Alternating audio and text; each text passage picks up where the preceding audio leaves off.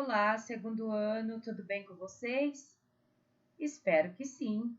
Hoje, terça-feira, dia 22 de setembro, nós vamos dar continuidade na nossa apostila de português. Para isso, abram na página 87. Página 87 da apostila de português, narrativa com ser fantástico. Observem essa imagem.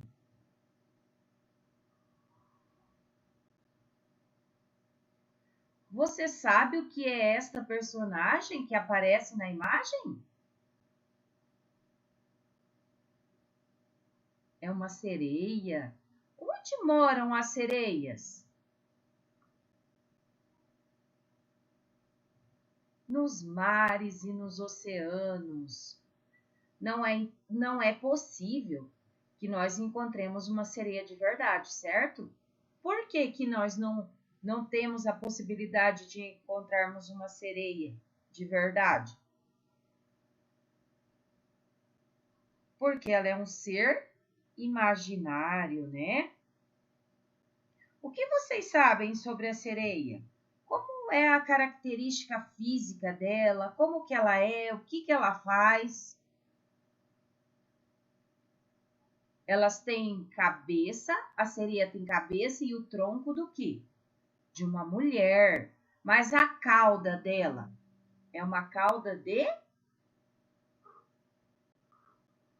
peixe. E o que ela faz? Ela canta e o seu canto é capaz de enfeitiçar quem o ouve, certo? Agora, nós vamos ler um texto que contém informações sobre a sereia e uma narrativa em que ela é personagem. Vamos ler o texto então? Acompanhem com atenção. A sereia. A sereia é um ser fantástico dos mares e oceanos, que canta e encanta os navegantes. Seu canto parece uma suave sirene, o sopro da brisa.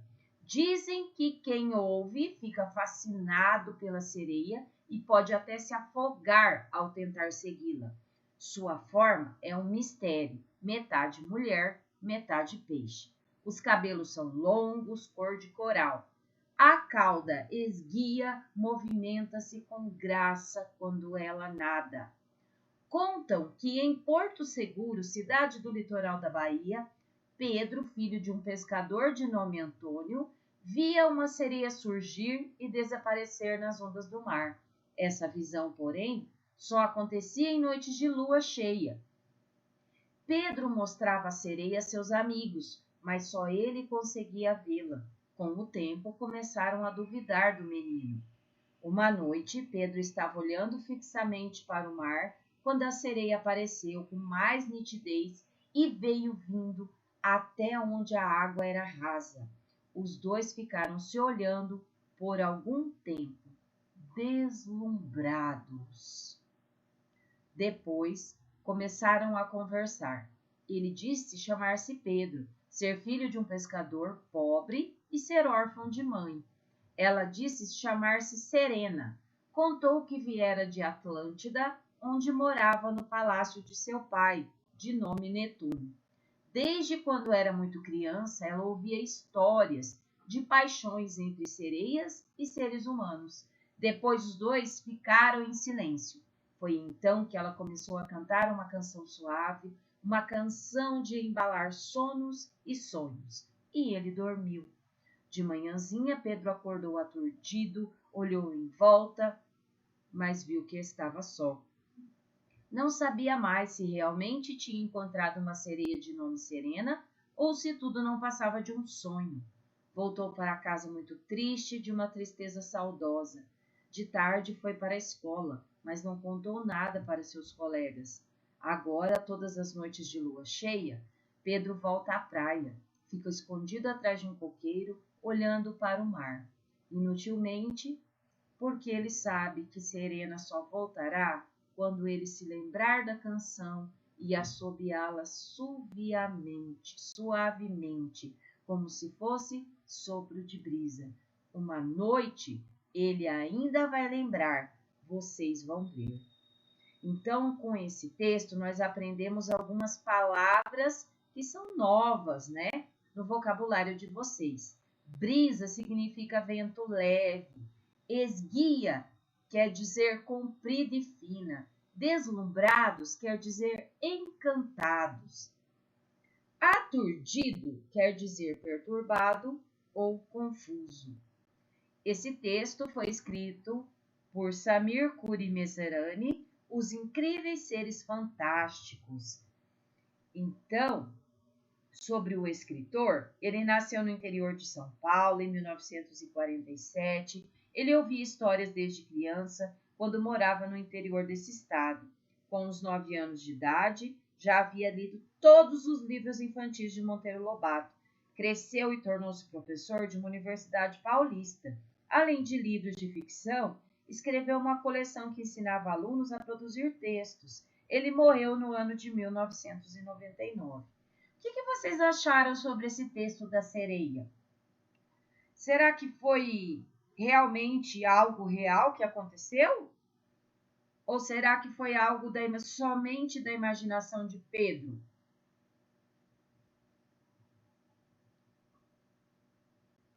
Muito bem.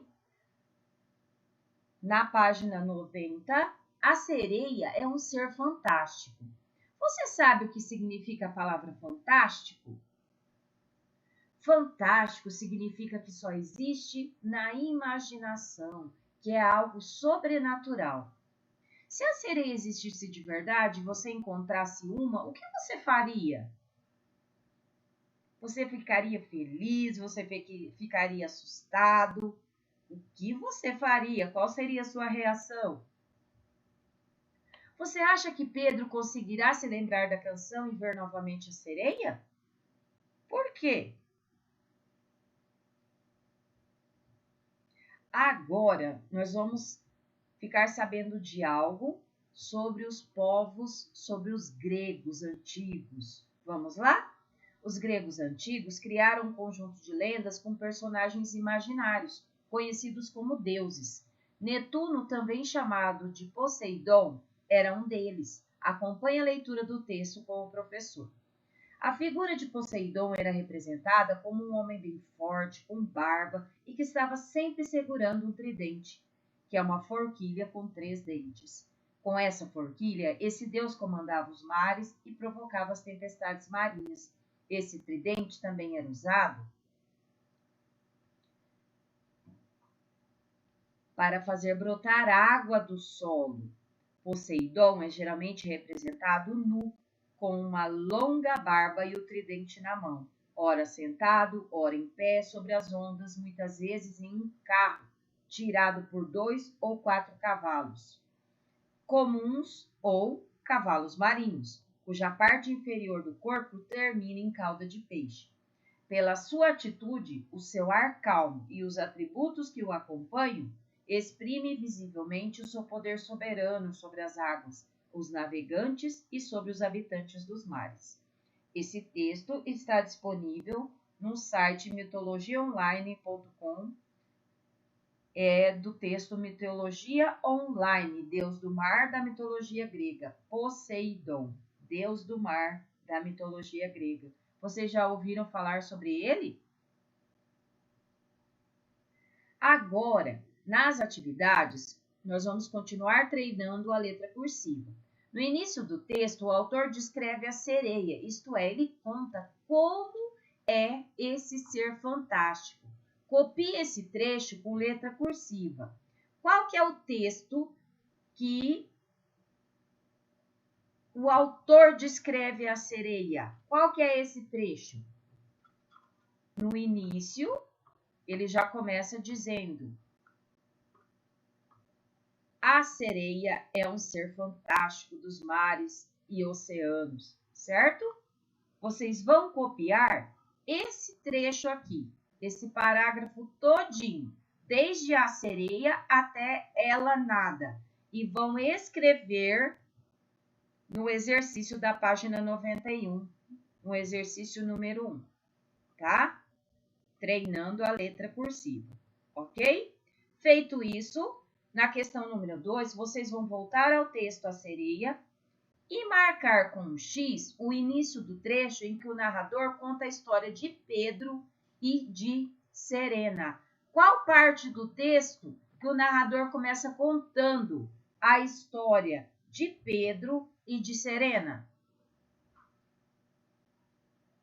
Em qual parágrafo?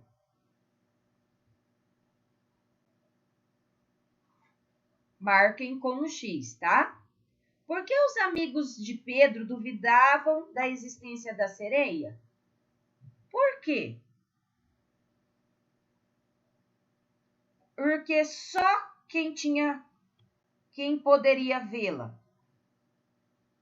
Os amigos de Pedro conseguiam vê-la? Não, né? Só Pedro que conseguia vê-la, por isso que os amigos duvidavam. Então, escrevam, eles duvidavam porque somente Pedro conseguia ver a sereia. Virando a página, qual é o nome da sereia da narrativa? Qual que é o nome dela? E de onde ela veio? Número 5. Ao encontrar Serena, o que fez Pedro dormir? Número 6. Por que Pedro não contou aos colegas sobre seu encontro com Serena quando foi para a escola?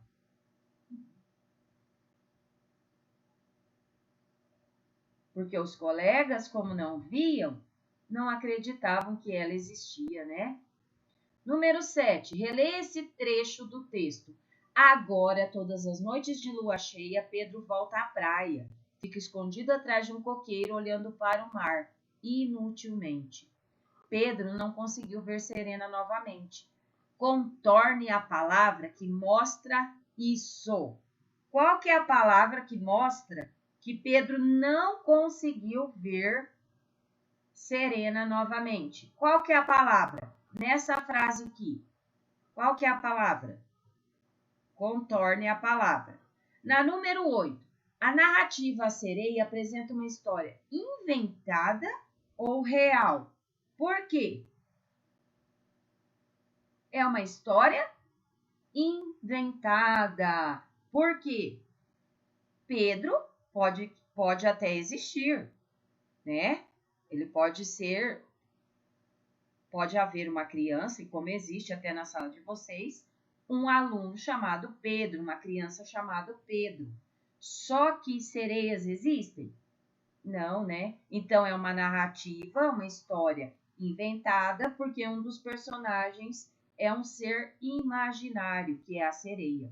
Número 9. Contorne os marcadores de tempo neste trecho do texto. De manhãzinha, Pedro acordou. Aturdido, olhou em volta, mas viu que estava só. Não sabia mais se realmente tinha encontrado uma sereia de nome Serena ou se tudo não passava de um sonho. Voltou para casa muito triste, de uma tristeza saudosa. De tarde, foi para a escola, mas não contou nada para os seus colegas. Quais são os dois marcadores de tempo que estão presentes nesse trecho do texto? De manhãzinha e de tarde. Muito bem, segundo ano.